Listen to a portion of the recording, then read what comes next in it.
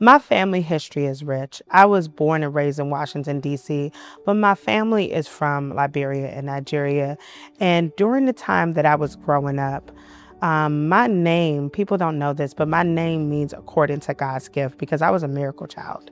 My parents were told that they couldn't have a child, and I came. And my dad told me that God brought you here as a miracle. You have to give back.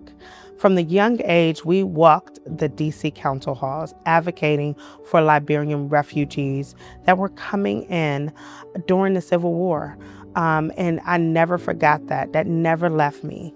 And that never left me that my dad told me that I have to give back to the community. By the time I got older, I knew that my calling was to advocate. Look, my dad, he delivered pizza, he delivered paper, penny to penny.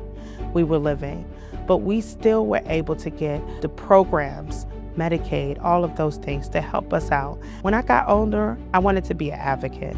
When Liberians were impacted by the Trump administration, they decided they were going to take away their status after they've been here for nearly 30 years, giving no problems. I stood up, and at that time, my dad had passed.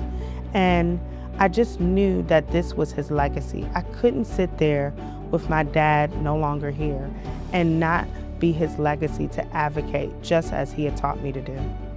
I stood up and I decided that I was going to be an advocate. I set up meetings on Capitol Hill for our leaders in the Liberian community, working with CASA. We worked with DACA, with those with TPS. We walked the halls of Congress advocating because it wasn't fair.